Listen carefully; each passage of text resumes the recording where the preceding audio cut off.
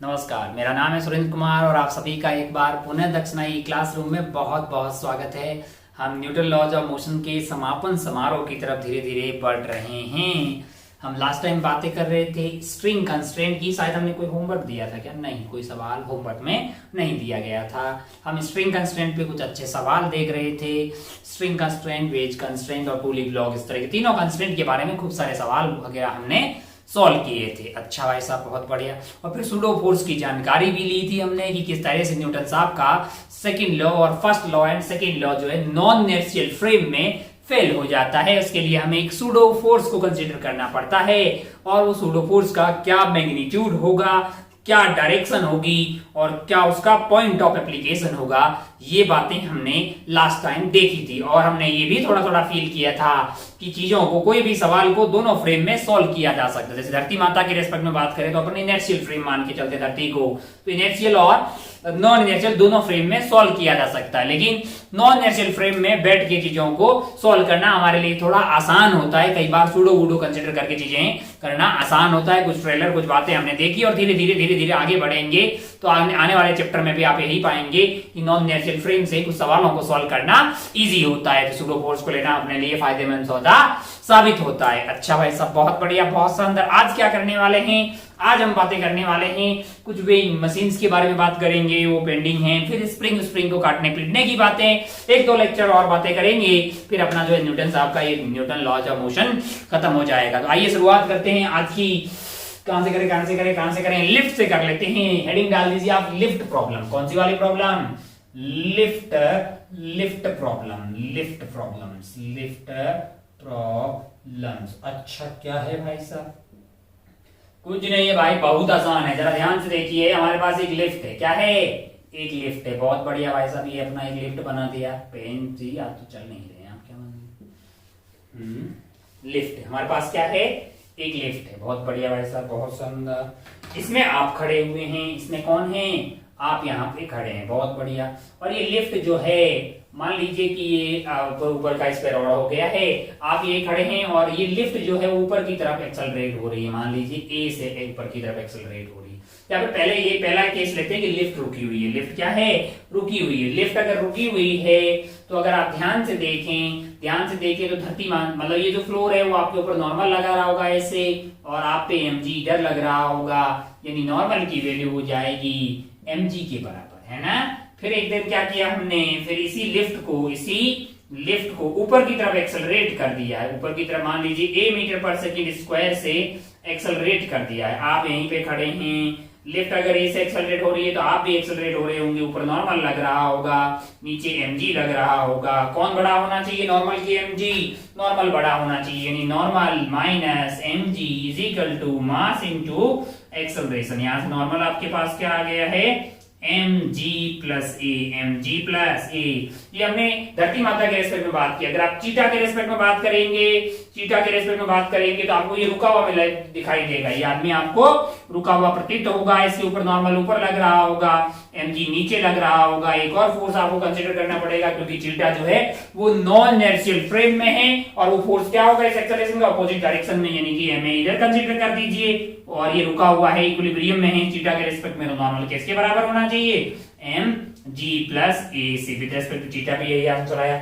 अच्छा, अगर आप ध्यान से देखें तो आपका जो वेट था वो था mg के बराबर, है ना।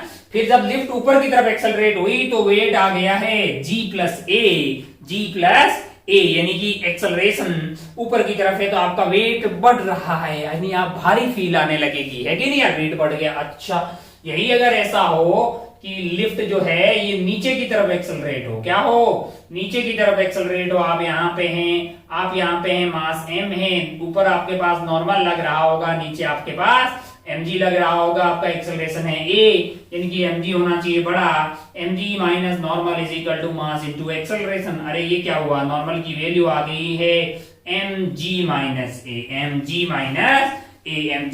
ए। अब अगर आप ध्यान से देखें तो आप पा रहे होंगे कि यहाँ पे आपका नॉर्मल बढ़ गया, यहाँ पे नॉर्मल mg के बराबर था। अगर लिफ्ट ऊपर की तरफ एक्सेलरेट हो रही है तो आप भारी फील कर रहे हैं। कैसा फील कर रहे हैं?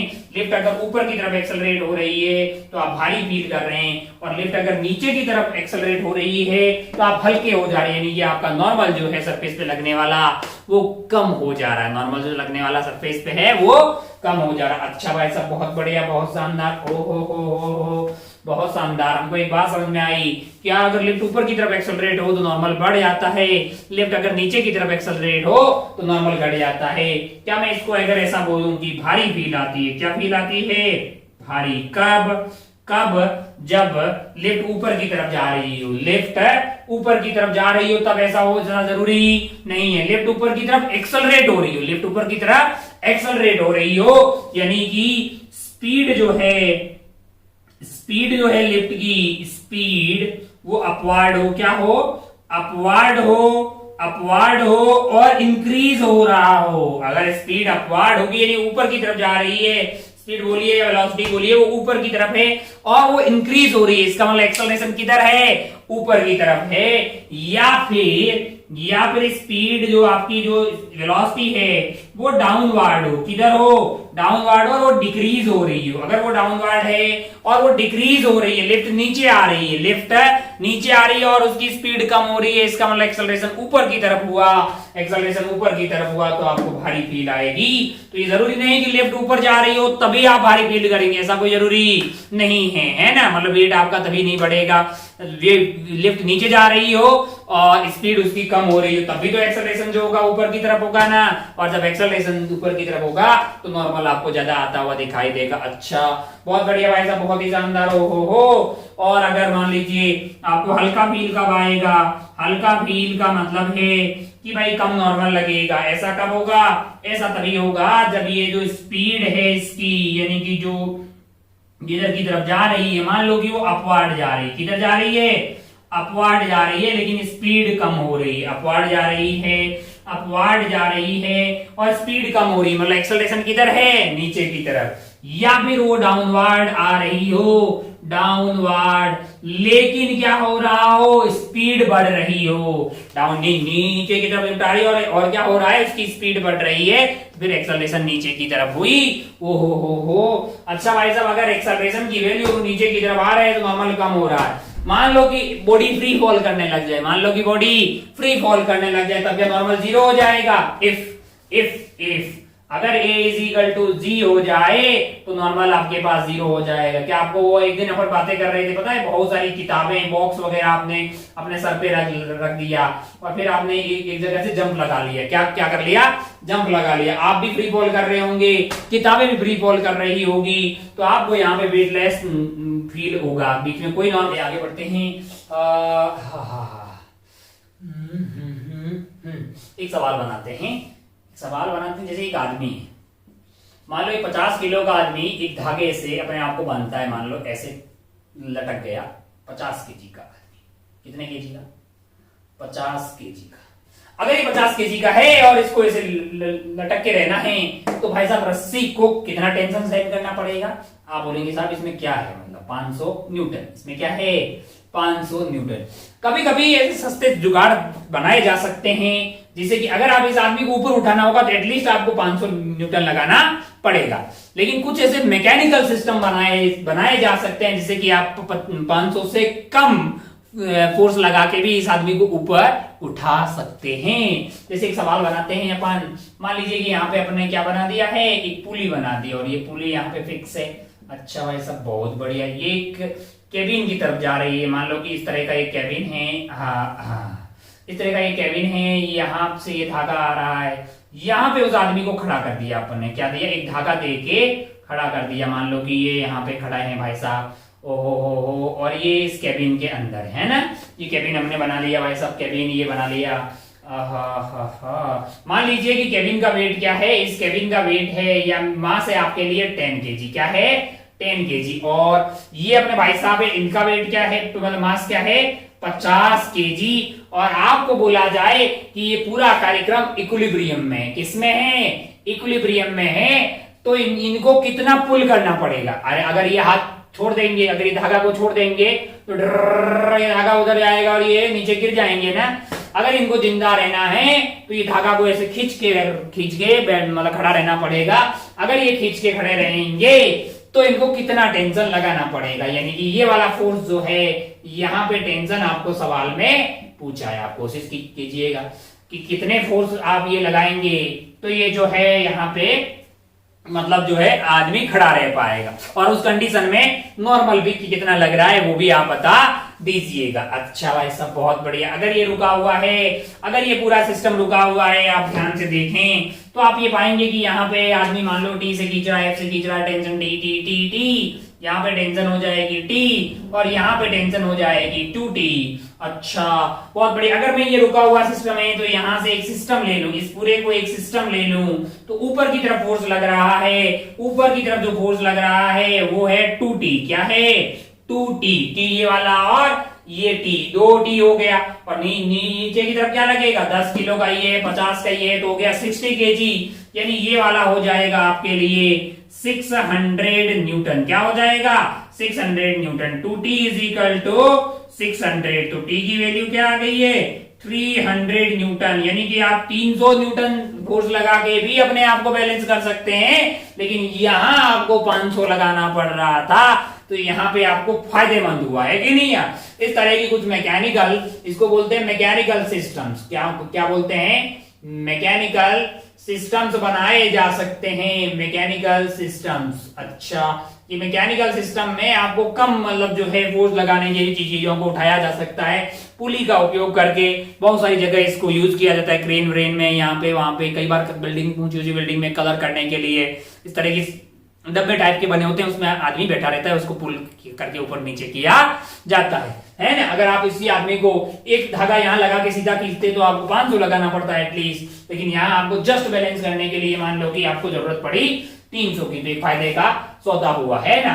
अच्छा भाई साहब बहुत बढ़िया, बहुत अच्छा। बोले कि नॉर्मल क्या लग रहा होगा अब इस आदमी पे, इस पर्टिकुलर कंडीशन पे ये कितना नॉर्मल लगा रहा होगा फ्लोर ऑफ दिस केबिन, तो आप इसका बीडी बना दीजिए। इस आदमी का बीडी बनाएंगे तो इसमें ऊपर की तरफ नॉर्मल लग रहा है, और ऊपर की तरफ क्या लग रहा है? टेंशन भी ऊपर की तरफ ही लग रहा है, और नीचे की तरफ क्या लग रहा है? इस पे mg लग रहा है, तो कितना लग रहा है भाई साहब? 500 लग रहा है। तो t plus normal must be equal to 500, तो टेंशन आपको, टेंशन तो पता कर दिया ना, 300 plus normal is equal to 500, तो आपका नॉर्मल क्या आ गया है? 200 न्यूटन। नॉर्मल आपके पास आ जाएगा 200 न्यूटन। अच्छा भाई साहब बहुत बढ़िया, बहुत शानदार। सवाल को थोड़ा अच्छा करते हैं, इसमें कोई मजा नहीं आया, कोई मतलब क्या। अब आपको बोल दे, कल को बोल दे इसी सवाल में अपन कुछ मिटा के थोड़ा सा इसमें चेंज करना चाह रहे हैं, आप लिख लें, मतलब यहां तक लिख लें बातों को कि इस पर्टिकुलर सवाल में टेंशन हमारे पास 300 आ गया है, नॉर्मल हमारे पास 200 आ गया है। कल को बोले कि ये सब तो ठीक है, एज इट इज है, और ये भाई साहब खींच रहे हैं, ये भाई साहब क्या कर रहे हैं? खींच रहे हैं। उससे क्या हो रहा है कि ये पूरा जो सिस्टम है, ये जो पूरा सिस्टम है वो ऊपर की तरफ एक्सेलरेट हो रहा है, और ये ऊपर की तरफ मान लीजिए कि एक्सेलरेट हो रहा है 2 मीटर पर सेकेंड स्क्वायर। कैसे एक्सेलरेट हो रहा है? 2 मीटर पर सेकेंड स्क्वायर से। तो इस वाली कंडीशन में टेंशन बताइए एंड नॉर्मल बताइए, टेंशन बताइए और नॉर्मल बताइए। कब? जब ये पूरा का पूरा सिस्टम ऊपर की तरफ एक्सेलरेट हो रहा है 2 मीटर पर सेकेंड स्क्वायर की रेट से। अच्छा बहुत बढ़िया भाई साहब, बहुत ही शानदार। ये है टेंशन टी। तो हमने कहा इस बार इक्विलिब्रियम नहीं है, ऊपर की तरफ एक्सेलरेट हो रहा है, तो इस पूरे को सिस्टम मान लिया। ऊपर की तरफ क्या लग रहा है? ऊपर की तरफ लग रहा है 2t, और टोटल मास इसका कितना हो जाएगा? 60 kg। ये क्या है? 60 kg। अच्छा भाई साहब नीचे क्या लग रहा होगा? मैंने कहा नीचे लग रहा होगा 600। अब ये 2t इज इक्वल टू 600 नहीं है, 2t बड़ा है, तो 2t minus 600 that is equal to 60 into acceleration जो कि आपको दिया हुआ है 2, यानी आपका हो गया है 2t माइनस 600 प्लस 120, यानी 2t इज इक्वल टू क्या हो गया है? आपके पास हो गया है ये 720। क्या हो गया है? 720। तो t आपका कितना हो जाएगा? t आपका हो जाएगा 360 न्यूटन। इतना टेंशन आपको लगाना पड़ेगा। अगर आप इतने टेंशन से इसको खींचेंगे तो आप डिब्बा सही ऊपर की तरफ एक्सेलरेट हो जाओगे 2 मीटर पर सेकेंड स्क्वायर। अच्छा भाई साहब बहुत बढ़िया, बहुत शानदार। इस पर्टिकुलर केस में नॉर्मल क्या कितना होगा? बहुत ही आसान, अब इस पे कितना नॉर्मल लग रहा होगा ये पता करना कोई टफ चीज है क्या? नहीं है टफ। ऊपर इस पे क्या लग रहा होगा? टेंशन। टेंशन की वैल्यू क्या है? 360 है। और क्या लग रहा होगा? नॉर्मल लग रहा होगा। नीचे क्या लग रहा होगा? आदमी पे, सिर्फ आदमी की बात कर रहे हैं, नीचे की तरफ क्या लग रहा होगा? 500। इसका एक्सेलरेशन क्या है? मैंने कहा ऊपर की तरफ है, कितना है? 2 मीटर पर सेकेंड, वही होगा। तो normal plus 360 minus 500 must be equal to, इसका मास क्या है भाई साहब? 50 है। एक्सेलरेशन क्या है? 2 है ना? तो ये आपके पास हो गया है, मान लो कि भाई ये 100 हो गया है, नॉर्मल आपके पास हो गया नॉर्मल, और ये हो गया है आपका minus of 140, minus of 140 is equal to 100। तो नॉर्मल आपके पास क्या आ गया है? 240 न्यूटन। अच्छा भाई साहब बहुत बढ़िया, बहुत शानदार। हो चलिए भाई साहब बहुत बढ़िया। तो ये 240 न्यूटन जो है आपका नॉर्मल आ गया, बहुत शानदार। अच्छा बहुत बढ़िया, आगे बढ़ते हैं और कुछ और सवाल ऐसे देखते हैं। तो कुल मिला के आपको समझ में आ गया कि मतलब जो इस तरह का मैकेनिकल सिस्टम बनाने से, पुली का उपयोग करने से फायदे का सौदा होता है। हमारे लिए क्या होता है? एक फायदे का सौदा होता है। कुछ सवाल और देखते हैं, फिर अपन आगे बढ़ते हैं मशीन एंड स्प्रिंग बैलेंस की तरफ। यार कितना खराब हो जा रहा है। चलिए अपन ने 2 फोटो बना दिए। इसमें क्या है कि मासलेस प्लेटफॉर्म है जिसपे एक भाई साहब खड़े हैं जिनका मास है 80 kg। अगर इनको सिर्फ उठाना होता तो ऊपर मिनिमम फोर्स लगाना पड़ता जस्ट लिफ्ट करने के लिए 800 न्यूटन। देखते हैं कि अपने आप को कितने फोर्स से बैलेंस कर लेते हैं। आपको ये बोला गया कि पूरा सिस्टम जो है इक्विलिब्रियम में, किसमें है? इक्विलिब्रियम में। इसका मतलब ये है कि भाई साहब ये सिस्टम सारा रुका हुआ है, तो बताइए कि वो आदमी कितने फोर्स से इसको खींच रहा होगा। एक मिनट, आपको समझ में तो आता है ना कि सवाल क्या है? आप बता लग रहा है मास्टर फोटो बनाता है फिर उत्तर लिखता है, पता ही नहीं चलता है कि सवाल क्या है ना? ऐसा तो नहीं है ना भाई साहब? समझते हैं, मतलब सवाल वगैरह पता लगना चाहिए। क्या सवाल है यहाँ पे? टेंशन पता करनी है, यानी आदमी कितने फोर्स से इसको खींचे कि सिस्टम इक्विलिब्रियम में रह जाए, है ना? चलिए भाई साहब बहुत बढ़िया। तो हमने कहा टी से खींच लीजिए। कितने से खींचिएगा? टी से खींच लीजिए। मतलब ये फोर्स टी है तो यहाँ पे टेंशन आपके ऊपर यहाँ पे लग गया टी। यहाँ पे टी है तो यहाँ पे क्या हो जाएगा? यहाँ पे हो जाएगा 2t। यहाँ पे 2t, यहाँ पे क्या होगा? 2t, है ना? यहाँ पे 2t 2t 2t 2t, तो यहाँ पे क्या हो गया है? 4t। यहाँ पे क्या हो गया है? 4t। अब अगर ये सिस्टम इक्विलिब्रियम में है, अगर ये सिस्टम इक्विलिब्रियम में है तो ऊपर की तरफ लगने वाला और नीचे की तरफ लगने वाला फोर्स सेम सेम होना चाहिए। ऊपर की तरफ लगने वाला और नीचे की तरफ लगने वाला फोर्स क्या होना चाहिए? सेम सेम होना चाहिए। अच्छा बहुत बढ़िया भाई साहब, बहुत ही शानदार। हो अब अगर आप ध्यान से देखें तो मैंने क्या किया है, यहां से सिस्टम ले लिया। मैं यहां से क्या क्यों ले रहा हूं मैं आपको बता रहा हूं। अगर मैं यहां से सिस्टम ले लूंगा तो मेरे लिए एक्सटर्नल फोर्स सिर्फ ये और नीचे का mg रह जाएगा, क्योंकि इन दोनों के बीच में एक नॉर्मल लग रहा होगा। लेकिन इस पूरे को मैंने सिस्टम ले लिया तो एक इंटरनल फोर्स लग गया। इस पे n ऊपर लगेगा, इस पे n नीचे लगेगा, नेट फोर्स क्या हो जाएगा? 0। तो मैंने ब्लू वाले बॉक्स को पूरा एक सिस्टम मान लिया है। इस ब्लू वाले बॉक्स में ऊपर की तरफ यहाँ पे 2t लग रहा है, यहाँ पे t लग रहा है, यहाँ पे t लग रहा है। हमको तो लग रहा है ऊपर की तरफ टोटल लग रहा होगा इस ब्लू वाले बॉक्स पे, ऊपर की तरफ लग रहा होगा 4t। क्या लग रहा है? 4t। और नीचे की तरफ क्या लग रहा होगा? 800। तो t की वैल्यू क्या आ गई? 4t is equal to 800। तो t आपके पास क्या आ गया है? 200 न्यूटन। यानी ऐसे ये आदमी ने अपने वेट को कैसे बैलेंस कर लिया यार? सिर्फ 200 न्यूटन का उपयोग करते हुए बैलेंस कर लिया, है ना? ये एक मैकेनिकल सिस्टम बनाया गया जिससे कि क्या हो, आपको 2 पुल्ली और 2 धागों की जरूरत पड़ी, एक प्लेटफॉर्म की जरूरत पड़ी, है ना? और आप इसने अपने वेट को 200 न्यूटन से बैलेंस कर लिया। वैसे अगर सीधा लगाते तो आपको 800 की जरूरत होती, लेकिन आपने उसको mechanical equivalent system, mechanical system बना के उसको सस्ते में निपटा दिया, यानी 200 से ही बैलेंस कर लिया, है ना? आपको ये समझ में आया नहीं सिस्टम ऐसा क्यों लिया है? ये टेंशन T ऊपर, ये टेंशन T ऊपर, 2T 4T, नीचे की तरफ इसका हो जाएगा mg एक्सटर्नल, यानी कि 800। 4T is equal to 800, T is equal to 200, है ना? अच्छा मैं सिर्फ आदमी को लेता तो फिर नॉर्मल भी लेना पड़ता। अच्छा अब आपको पूछिए कि इस आदमी पे नॉर्मल क्या लग रहा है, फिर आप आदमी का एफईडी बनाए। अब आप आदमी का एफईडी बनाएंगे तो आदमी पे ऊपर की तरफ क्या लग रहा होगा? नॉर्मल लग रहा होगा। और ऊपर की तरफ क्या लग रहा होगा? टेंशन लग रहा होगा। लेकिन टेंशन की वैल्यू तो क्या है? 200 है।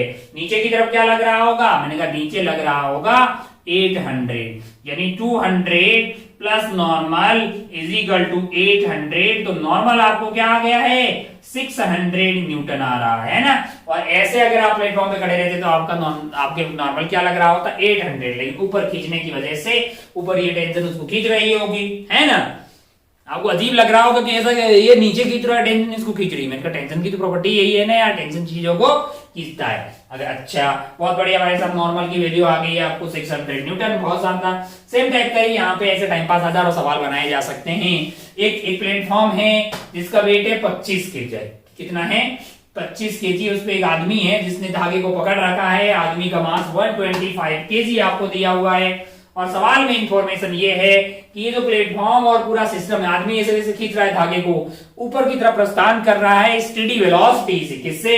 स्टेडी वेलोसिटी, ऐसी वेलोसिटी जो कांस्टेंट रहे। यानी स्टाइल मार के क्या बोला है, एक्सेलरेशन क्या है, एक्सेलरेशन 0 है। एक्सेलरेशन 0 है तो ऊपर की तरफ लगने वाला फोर्स और नीचे की तरफ लगने वाला फोर्स क्या होना चाहिए, सेम होना चाहिए, है ना। ऊपर जा सकता है, यूनिफॉर्म वेलोसिटी जा रहा है, इसका मतलब क्या है ऊपर की तरफ यूनिफॉर्म वेलोसिटी जा रहा है, कोई एक्सेलरेशन नहीं है। अगर कोई एक्सेलरेशन नहीं है तो फिर नेट फोर्स 0 होना चाहिए। अब सिस्टम कहां से ले, तो बोले सिर्फ आदमी आदमी और ये बना दो, अबे नॉर्मल आ जाएगा ना यार।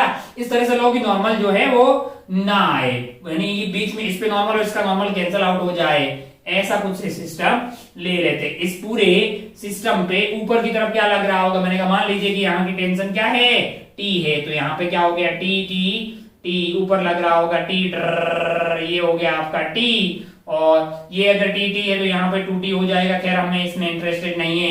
हमारे एक्सटर्नल फोर्सेस की बात करें तो टी टी टी, 3t ऊपर की तरफ लग रहा होगा और नीचे की तरफ क्या लग रहा होगा, इसका मास है, इसका मास है, यानी कि ऊपर की तरफ। अगर आप ध्यान से देखेंगे तो आप ये पाएंगे इस ब्लू वाले बॉक्स पे ऊपर की तरफ लग रहा होगा 3t। क्या लग रहा होगा 3t। और टोटल मास आपके पास क्या हो गया है 150, यानी नीचे की तरफ क्या लग रहा होगा 15000 है कि नहीं। 3t की वैल्यू क्या आनी चाहिए, 3t is equal to 1500। t की वैल्यू आ गई आपके लिए 500 न्यूटन। क्या आ गई है 500 न्यूटन। अच्छा भाई साहब बहुत बढ़िया, बहुत शानदार। इनको 500 न्यूटन फोर्स लगाना पड़ेगा, जिससे कि क्या होगा कि ये पूरे सिस्टम को बैलेंस किया जा सकता है कि नहीं यार। अच्छा भाई साहब बहुत बढ़िया, बहुत ऐसा कितना खींचना पड़ेगा, है ना। ऊपर की तरफ ये टी हो गया, टी हो गया, टी हो गया, 3t हो गया। नीचे की तरफ जो है इसका mg यानी 250 और इसका ये 125 kg का है, यानी 125 प्लस 25 हो गए 150, 150 इंटू 1500 न्यूटन। तो 3t is equal to 1500, t is equal to 500 newton. अच्छा कोई आपको बोले इस वाले कंडीशन में नॉर्मल क्या लग रहा होगा इस वाले, और ये ऊपर की तरफ प्रस्थान कर रहा है यूनिफॉर्म वेलोसिटी से। अच्छा एक्सेलरेशन दिया होता तो अबे कुछ नहीं, 3t minus 500 is equal to 150 into जो एक्सेलरेशन दिया होता वो कर देते हैं कि नहीं। जैसे दो दिया होता सवाल में, एक्सेलरेशन देता 2 metre per second square, 3t minus 1500 is equal to 150 into 2 metre per second square. तो सॉल्व करके टेंशन आ जाता। अब टेंशन आ जाए तो नॉर्मल इन दोनों के बीच में लगने वाला नॉर्मल पता करना कोई टफ चीज हमारे लिए नहीं है। किसका एफबीडी बनाएंगे, या आदमी का एफबीडी बना देंगे। आदमी का एफबीडी कहां बनाए, या बना लेते हैं। जैसे इस पर्टिकुलर केस में ये ऊपर की तरफ इन पे लग रहा होगा, 500 न्यूटन। नीचे क्या लग रहा होगा, नीचे इन पे लग रहा होगा 1250 न्यूटन, है कि नहीं यार। अच्छा और क्या लग रहा होगा, मैंने कहा ऊपर नॉर्मल लग रहा होगा। नॉर्मल की वैल्यू क्या होगी, तो खुद ही बोल देगा कि 1250 माइनस 500, है कि नहीं यार। अच्छा भाई साहब बहुत बढ़िया, बहुत शानदार। हो तो ये 750 न्यूटन आ गया। क्या आ गया है 750 न्यूटन। 500 और 750 हो गया आपके पास 1250। तो 750 न्यूटन का नॉर्मल उस पे लग रहा है। अच्छा भाई साहब बहुत बढ़िया, बहुत शानदार, बहुत ही हल्के किस्म के सवाल थे। जस्ट मैं आपको बताना चाह रहा था कि ऐसे मैकेनिकल इक्विवेलेंट बनाए जा सकते हैं, इसमें पुलीज और स्ट्रिंग का यूज करके आप अपने से ज्यादा वेट की चीजों को भी बैलेंस कर सकते हैं, है ना कि नहीं यार। अलग अलग तरीके से अलग अलग तरह के सवाल बनाए जा सकते हैं, कोई बहुत ज्यादा टफ चीज नहीं है। अब थोड़ा सा अपन चाहते हैं कि कुछ एक और चीज देखें, हेडिंग आप डाल दें, मतलब जो मेजरमेंट ऑफ वेट वगैरह की बात करें अपन, तो वो मेजरमेंट ऑफ वेट के बारे में बात करना चाह रहे हैं अपन बात करना चाह रहे हैं वेइंग मशीन और स्प्रिंग बैलेंस के बारे में, है ना। तो हेडिंग डालते हैं आप spring balance and weighing machine. चलिए बोर्ड हो गया चकाचक। हाँ, हेडिंग डालते हैं हम, हेडिंग डालते हैं, नोट लिखते हैं। छोटी सी चीज है, बहुत आसान, आपको तुरंत समझ में आ जाएगी। नोट, जैसे अगर अब अपन स्प्रिंग बैलेंस की बात करें, किसकी बात करें? Spring balance. कभी आपने देखा होगा यार, कांदे, प्याज, आलू वगैरह खरीदने जाते हो, दुकान के ऊपर इस तरह से एक, मतलब ज्यादा वेट, अगर आप ज्यादा खरीदने गए होंगे तो इस तरह का बाहर जो स्प्रिंग बैलेंस दिखाते हैं आपको, इस तरह का होता है।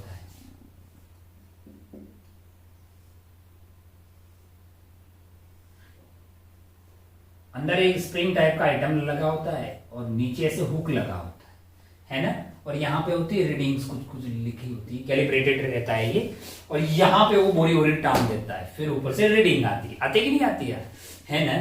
तो बेसिकली ये मेजर करता है टेंशन। अब आप बोलो कि साहब टेंशन तो आती है न्यूटन में, और हम लोग प्याज वगैरह खरीदते हैं केजी में। तो मैंने कहा भाई वो जो स्केल होती है उसको कैलिब्रेटेड कर दिया जाता है केजी की टर्म में, जो भी टेंशन मेजर किया उसको जी से डिवाइड कर ले तो क्या मिल गया? मास मिल गया ना। तो बेसिकली आपका जो स्प्रिंग बैलेंस होता है वो मेजर कर रहा होता है टेंशन।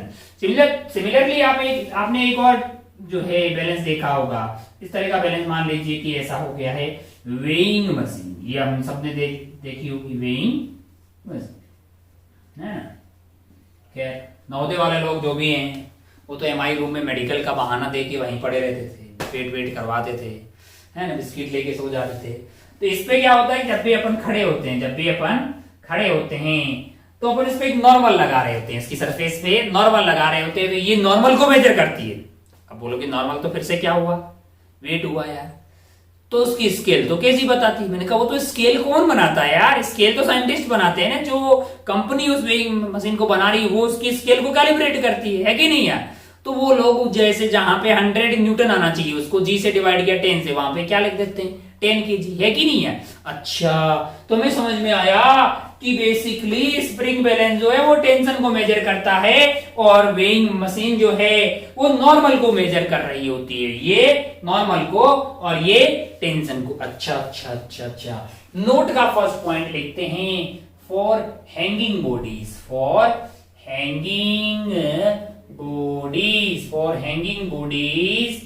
टेंशन गिव्स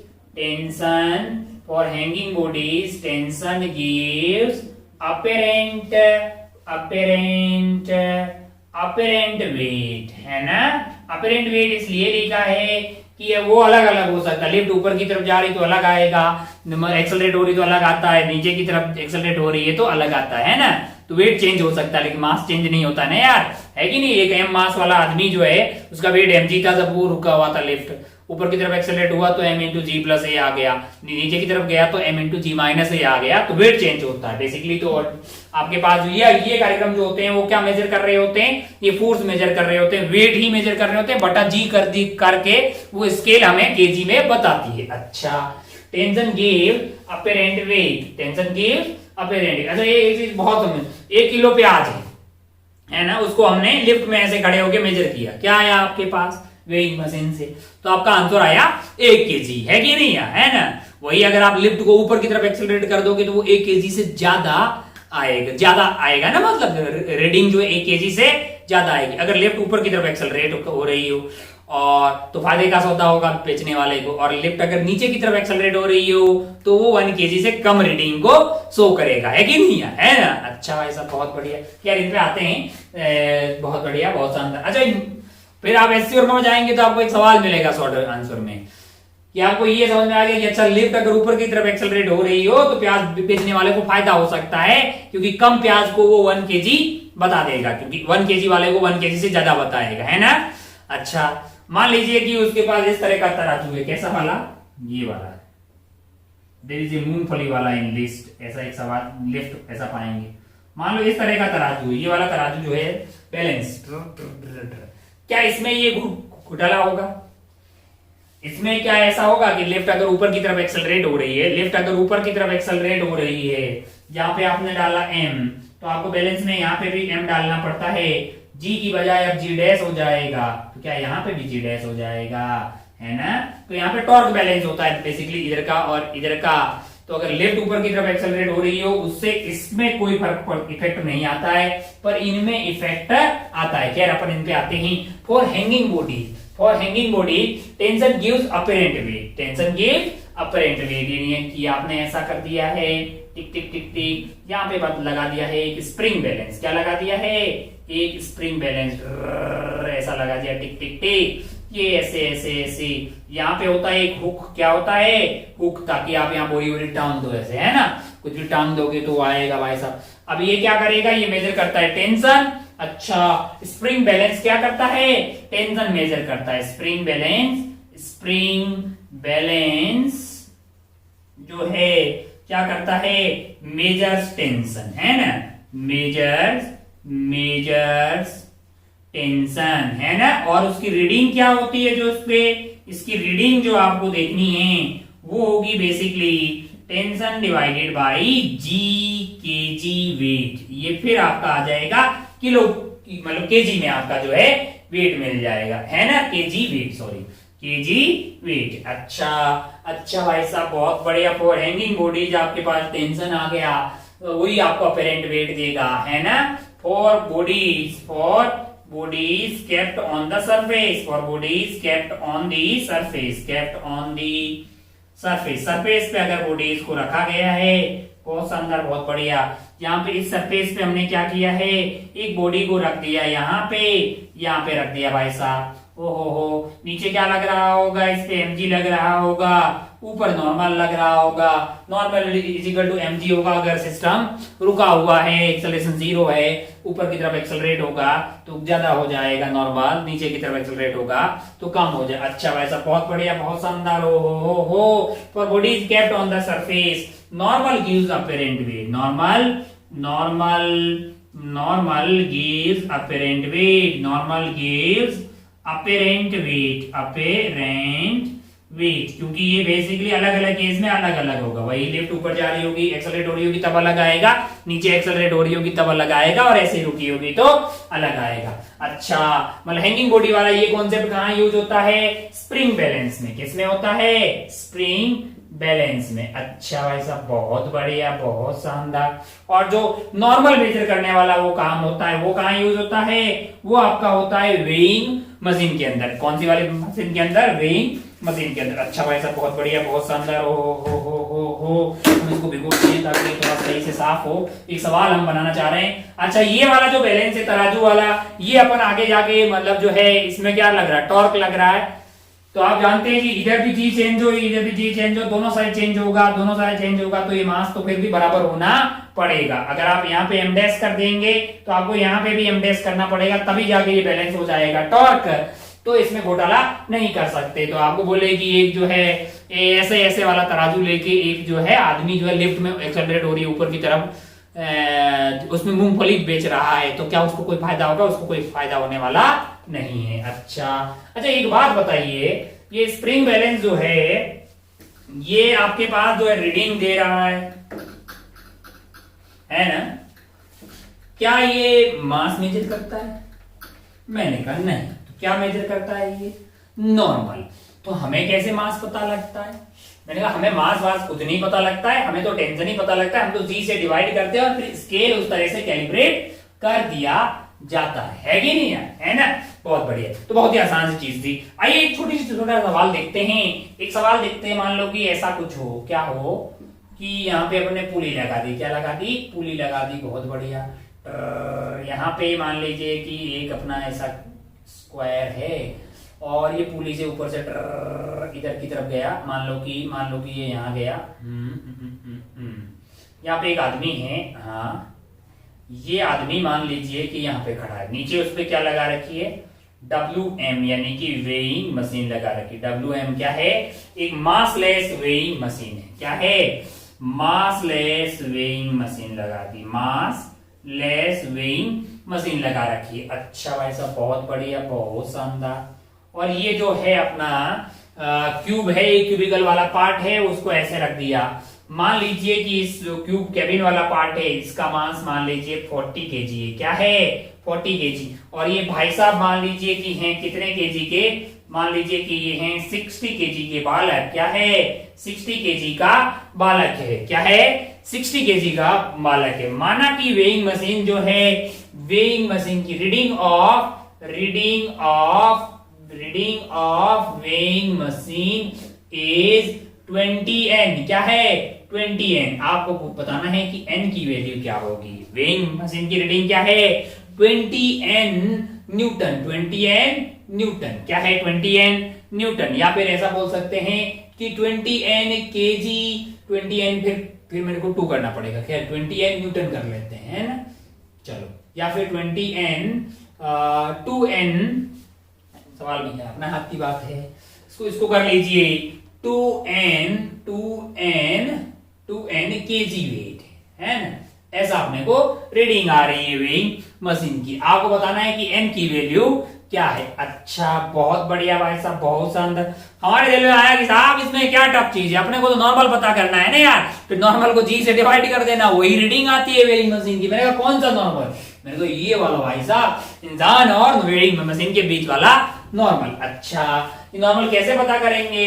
मैंने कहा वो सब पता करने के लिए पहले आपको इस पूरे को सिस्टम मान लीजिए, ताकि आपको ऊपर का टेंशन पता लग जाए, है कि नहीं यार। अच्छा, यहाँ का टेंशन T है तो यहाँ का टेंशन T हो गया, टिक टिक टिक। यहाँ पे 2T होगा, खैर कोई बात नहीं। तो अगर इस ब्लू वाले बॉक्स में देखें तो ऊपर की तरफ 2T लग रहा होगा, नीचे 60 + 4 हो गया 100, यानी कि आपके पास 2T लग रहा होगा। और ये रुका हुआ है, ऊपर की तरफ 2T है, नीचे की तरफ आपका 100 की वजह से 1000 हो जाएगा। क्या हो जाएगा? 1000। अरे 40 + 2 100 kg, 100 × 10 कर दिया।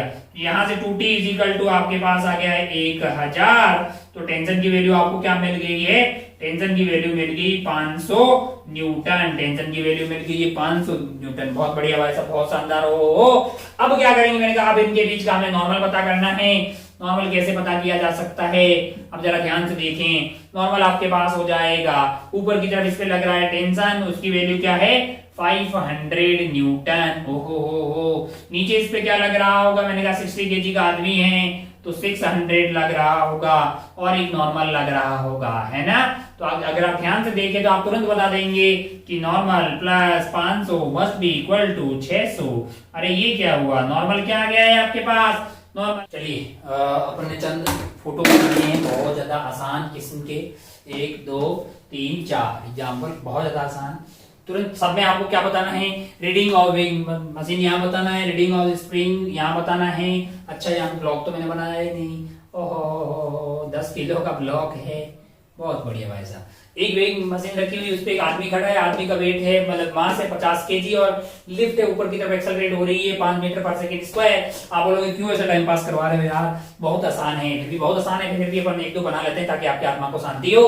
ओहो, तो अगर आप ध्यान से देखिए तो आपको आदमी का एबीडी बनाना चाहिए, क्योंकि आदमी के ऊपर जो नॉर्मल वेइंग मशीन लगा रही होगी उतना ही नॉर्मल जो आदमी वेइंग मशीन पे लगा रहा होगा। तो इसके ऊपर नॉर्मल हो जाएगा ऊपर की तरफ, नीचे इस पे mg लग रहा होगा, यानी कि लग रहा होगा 500, और कोई फोर्स आदमी पे लग रहा है। मैंने कहा नहीं, कौन बड़ा होना चाहिए? मैंने कहा normal minus 500 must be equal to mass into acceleration. Mass है इसका 50 और एक्सेलरेशन है 5। ओहो, नॉर्मल की वैल्यू आ गई 500 + 250, 500 + 250 यानी कि 750 न्यूटन। रीडिंग क्या होगी भाई साहब? रीडिंग आपकी हो जाएगी 750 डिवाइडेड बाय 10, यानी कि 75 kg। 75 kg। ओहो, लिफ्ट अगर एक्सेलरेट हो रही है ऊपर की तरफ तो वेइंग मशीन बोल रही है कि नहीं, ये तो 50 किलो वाले भाई साहब जो हैं वो 75 किलो के हैं कि नहीं? पतले लोग होंगे जो भी हैं, वो ऊपर एक्सेलरेट होने वाली लिफ्ट में जाके वेइंग मशीन के ऊपर खड़े होके अपना वेट करवाएं, वेट बढ़ जाएगा। वाह, आथू जोक। आगे बढ़ते हैं। बहुत बढ़िया, बहुत सुंदर। हो यहाँ पे लगाया हुआ है स्प्रिंग ब्लॉक, और ये है 10 kg। तो ये तो इतना आसान है ना कि मान लो कि ये 10 kg है, नीचे इस पे 100 न्यूटन लग रहा होगा, तो यहाँ पे टेंशन क्या होगा? अभी तक हमारे पास ये जो भी कार्यक्रम है वो सारे कैसे हैं? मासलेस है। क्या है? मासलेस है। तो इसमें टेंशन क्या आ जाएगा? 100 न्यूटन। अगर टेंशन 100 आ जाएगा तो रीडिंग आ जाएगी 100 डिवाइडेड बाय 10, यानी कि 10 kg। क्या आ जाएगी? 10 kg। अच्छा भाई साहब, बहुत बढ़िया, बहुत शानदार। हो। अब अगर आप ध्यान से देखें तो आपने बोला इसकी रीडिंग आ गई 10 kg। मैं क्या कर रहा हूँ? थोड़ा सा चेंज कर रहा हूँ। आपने इसको 10 kg बोला, अपन ने क्या किया कि यहाँ पे स्प्रिंग लगा दी। क्या? स्प्रिंग बैलेंस लगा दिया, और इधर क्या किया है? जरा ध्यान से देखें। मान लो कि इधर की तरफ ऐसे पुली गई, और यहाँ पे एक ब्लॉक रख दिया 10 kg का। क्या रख दिया है? 10 kg का। और यहाँ पे मान लीजिए कि पीछे जो है इसको अपन यहाँ पे फिक्स कर देते हैं, यहाँ पे फिक्स है मान लो। तो आप क्या बोलोगे साहब कि ये पुली होगी ऐसे, ये है 10 kg का, तो टेंशन आ जाएगी 100 और डिवाइड बाई कर देंगे 10, तो रीडिंग क्या आ जाएगी आपके लिए? 10 kg, है ना। तो इस वाले केस में भी रीडिंग आपकी 10 आएगी। लेकिन कल को अगर मैंने ऐसा कुछ कर दिया, कैसा कर दिया कि यहां से ये गया पुली के ऊपर और इधर रख दिया 10 kg, इधर भी है 10 kg और इधर भी है 10 kg। अब बताइए कि इसकी रीडिंग क्या होगी? अब आपको लग रहा होगा कुछ अलग आएगी, नहीं, ये 10 है, ये 10 है, बैलेंस हो जाएगा। टेंशन यहाँ पे 100, यहाँ पे भी 100, अब भी टेंशन क्या रहेगी? 100 न्यूटन रहेगी। तो रीडिंग अब भी आपके पास 10 kg ही आएगी। रीडिंग अब भी इसकी क्या आएगी? 10 kg। अच्छा, बहुत बढ़िया भाई साहब, बहुत ही शानदार। हो इस बार 3 और 2 यहाँ पे लगा रखा है, वही पुली से पास हो रहे हैं। तो हमारा अल्टीमेट मकसद क्या है? यहाँ की टेंशन प्राप्त करना। अब आप ध्यान से देखो तो ये ऊपर की तरफ एक्सेलरेट हो रहा होगा ए से, ये नीचे की तरफ एक्सेलरेट हो रहा होगा ए से। अच्छा, 3 और 2, तो ये मतलब जो है, सॉरी, ये ऊपर की तरफ कैसे होगा? ये नीचे की तरफ और ये ऊपर की तरफ। गजब नींद आ रही है आज हमको। आज 30 माइनस नहीं, कितना टाइम हो गया? 30 माइनस 20, अरे 30 खींचने वाला 20 रोकने वाला, यानी 10 नेट फोर्स हो गया है 10 डिवाइडेड बाय 2। एक्सेलरेशन तो मैं बड़ी फास्ट तरीके से निकाल दूंगा। 30 minus 20 divided by total mass 5, that is 10 by 5, यानी 2 metre per second square, 2 metre per second square acceleration है। मेरा मकसद क्या है? मेरा मकसद यहाँ का टेंशन पता करने का। अगर यहाँ का t हुआ, यहाँ का t हुआ, तो यहाँ का 2t होगा। अच्छा, तो यहाँ पे इस पे लिख दीजिए 20, इस पे टेंशन ऊपर लग रही होगी और 20 नीचे लग रहा होगा। तो t minus 20 that is equal to 2 into acceleration. Acceleration is 2, यानी t की वैल्यू आ गई 24 न्यूटन। क्या आ गई है?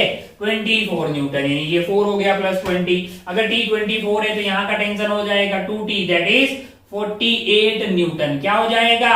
48 न्यूटन। तो रीडिंग आपकी क्या हो जाएगी? 48 डिवाइडेड बाई 10, यानी कि 4.8 kg में, है कि नहीं यार? 4.8 kg आपके पास रीडिंग आएगी। अच्छा, यहाँ पे देखिए कि जैसे इसमें 10 था तो रीडिंग 10 ही आई, लेकिन मैंने इसको 20 कर दिया है। तो अब क्या होगा? मैंने कहा अब ये इधर की तरफ एक्सेलरेट होगा और ये जो है ऊपर की तरफ भागने लग जाएगा। कुल मिला के बात ये कि आपको टेंशन पता करना है। टेंशन बटा जी कर दी आपको, तो दिखाई देगा। अच्छा, तो ये 20 हो गया, ये 10 हो गया। 200 खींचने वाला, 100 रोकने वाला, तो नेट खींचने वाला फोर्स हो गया 100, यानी एक्सेलरेशन की वैल्यू हो जाएगी आपका 200 माइनस 100, यानी 100 डिवाइडेड बाई 30। टोटल है आपका 30 हो गया है।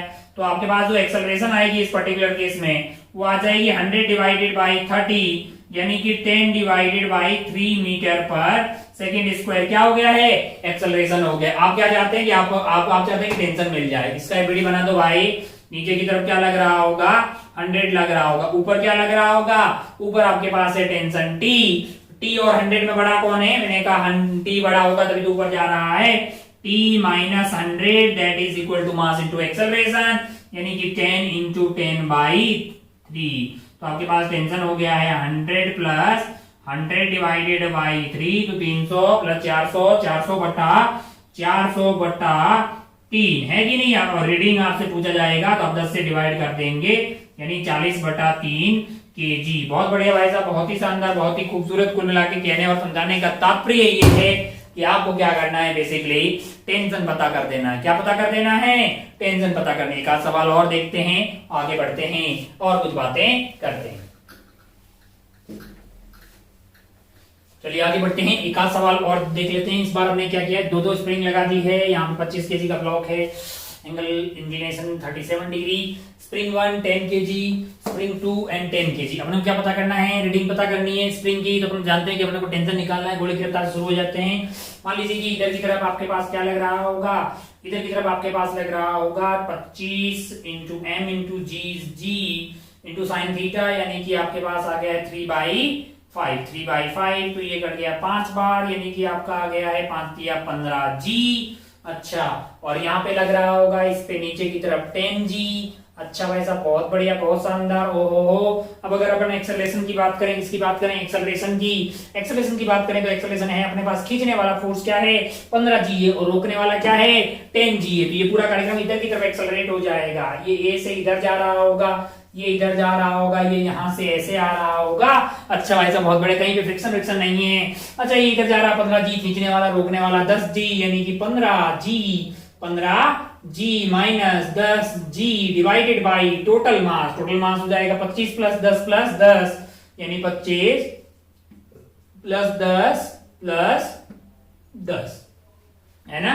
तो ऊपर वाला हो गया है आपके लिए 5G डिवाइडेड बाई आपके पास हो जाएगा ये 10 एंड 20 एंड 20 यानी 45। ये आपका हो गया है एक्सेलरेशन, इतना मीटर पर सेकंड स्क्वायर आपके पास हो गया है एक्सेलरेशन। आपको क्या चाहिए, आपको चाहिए यहाँ का टेंशन, एक तो यहाँ का टेंशन चाहिए और एक आपको यहाँ का टेंशन चाहिए। माना कि यहाँ का टेंशन है मान लो T1, तो इस पे लग रहा होगा ऐसे, इधर की तरफ लग रहा होगा 15G, यानी कि 15G minus T1 must be equal to 25 into acceleration क्या है अपने पास, एक्सेलरेशन है 5G divided by 45। 5G divided by क्या हो गया है अपने पास 45। अच्छा भाई साहब बहुत बढ़िया, बहुत शानदार। हो तो ये कट गया है 5 से 5 बार और ये कट गया है 9 पंजों 45, यानी कि ये हो गया है अपना 25G divided by 25G divided by 9, 25G divided by 9। अच्छा भाई साहब बहुत बढ़िया, बहुत शानदार। अगर अपने को चाहिए T1 चाहिए तो अपन क्या कर देंगे 15G माइनस, कैलकुलेशन देख लें आप, 25G डिवाइडेड बाई 9 है ना। तो 9 से इसको मल्टीप्लाई कर दीजिए, 9 पंजे 45, 4 9 4 यानी 135 माइनस 25G 135 और ये पूरा G कॉमन आ गया डिवाइडेड बाई 9 है। तो 25 आप इसमें से घटा देंगे तो क्या बच जाएगा आपके पास 110, यानी कि 110 G डिवाइडेड बाई 9 है। तो अगर आप रीडिंग की बात करेंगे, स्प्रिंग 1 की रीडिंग की बात करेंगे तो रीडिंग आपके लिए हो जाएगी basically 110 G divided by 9 divided by G कर दीजिए तो आपके पास आ जाएगा 110 divided by 9 kg, 110 divided by 9 kg। वहीं अगर आप स्प्रिंग 2 की रीडिंग निकालनी है तो यहाँ की टेंशन आपको चाहिए, वो तो बहुत आसानी से मिल जाएगी। यहाँ की टेंशन होगी T2 that is equal to mass into acceleration.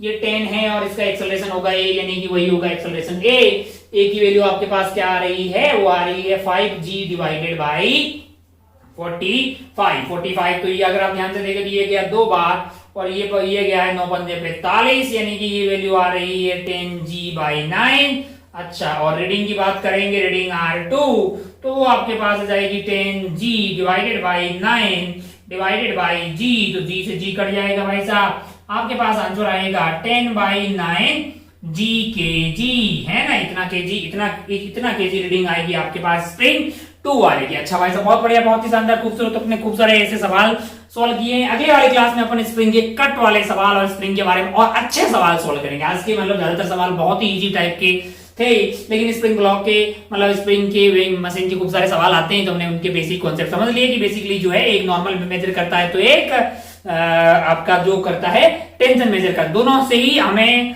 Apparent wait मिलता है। वो जरूरी नहीं कि ओरिजिनल हो, मान लो रुके हुआ कंडीशन हो, एक्सेलरेट हो रहा होगा ऊपर की तरफ लेफ्ट वगैरह, तो आपको वेट कुछ और दिखाई देगा, आता हुआ दिखाई देगा।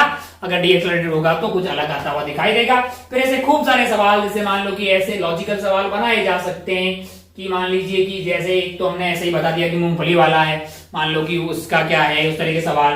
जैसे मान लो इस तरह का एक ऐसा बना लेते हैं कि मूंगफली वाला मान लो कि ये वाला वेइंग मशीन लेके बैठा हुआ है ना, तो फायदे का सौदा कब होगा, इस वाले केस में जब लिफ्ट ऊपर की तरफ एक्सेलरेट होगी तो उसके लिए फायदा होगा, नीचे की तरफ डीएक्सेलरेट होगी तो उसके लिए नुकसान होगा। फिर ऐसा कुछ बोले कि यहाँ पे एक स्प्रिंग बैलेंस लगा रखा है और यहाँ पे मान लीजिए कि एक केज है, क्या है, एक केज है। अच्छा भाई साहब केज मतलब पिंजरा है, पिंजरे के अंदर कौन बैठा है, एक पंछी बैठा हुआ है, ठीक है। अच्छा एक पिंजरे के अंदर एक पंछी बैठा हुआ है, दो केसेस में दो तरह के सवाल बोलते हैं। एक क्या है कि पिंजरा पैक्ड है, कैसा है, ओपन है, पैक्ड मान लीजिए, ओपन मान लीजिए, और दूसरा जो है एयर टाइट है, क्या है, एयर टाइट। अब अगर ऊपर पिंजरा जो है ओपन है, क्या है, ओपन है, मतलब ओपन है मतलब ताड़ियां लगी हुई है ऐसे, तो पंछी जंप लगाएगा तो वह नीचे की तरफ फोर्स लगाता है, उसके कारण इसकी रीडिंग थोड़ी बढ़ जाएगी, उसके कारण थोड़ी सी बढ़ेगी और फिर उसके बाद जो है कोई चेंज होने वाला नहीं है। लेकिन इस वाले केस में अगर एयर टाइट पिंजरा है और ये अगर भाई साहब जंप लगाएंगे, ये भाई साहब अगर जंप लगाएंगे थोड़ा सा बढ़ेगा, फिर अगर ये ऊपर की तरफ एक्सेलरेट हुए तो रीडिंग बढ़ जाएगी, और अगर ये नीचे की तरफ एक्सेलरेट हुए तो रीडिंग घट जाएगी। ऐसी बातें तभी वैलिड होगी जब बातें कैसी होगी, एयर टाइट में। तो इस तरह की खूब सारे सवाल जो है कहीं ना कहीं आपको देखने को मिलेंगे। एक दो सवाल जो है हम नेक्स्ट वाली क्लास में कर लेते हैं, क्योंकि आज का टाइम लगभग हमारे समापन समारोह के पास में है। आप जो भी होमवर्क मिल रहा है उसको करते रहें। अब हम एक आध क्लास में जो है न्यूटन लॉज ऑफ मोशन का खेला खत्म कर देंगे। देन उसका बाद इसी का भाई है छोटा वाला, हम कॉन्टेक्ट फोर्स के बारे में बात कर रहे थे। हमने टेंशन और नॉर्मल के बारे में बातें इस चैप्टर में की, लेकिन हमने बोला एक और कॉन्टेक्ट फोर्स है वो है फ्रिक्शन, लेकिन उसको अपन ने अलग से एक चैप्टर बना के पढ़ने वाले हैं। उसका नाम है फ्रिक्शन, जो कि आने वाले चैप्टर होगा हमारा, है ना। दोनों सेम टाइप का ही है, बस एक और फोर्स ऐड हो जाएगा फ्रिक्शन। जैसे आपकी जिंदगी में नॉर्मल टेंशन स्प्रिंग फोर्स से नए फोर्स आए वैसे ही फोर्स ऑफ फ्रिक्शन आ जाएगा। बस सवाल यही रहेंगे। तो बहुत आसान है सारा कार्यक्रम, हताश परेशान निराश होने की कतई जरूरत नहीं है। आज के लिए खेला को अपन यहाँ पे खत्म करते हैं। आप अपना पढ़ाई का खूब ख्याल रखिएगा। जय हिंद, जय भारत, टेक केयर, बाय।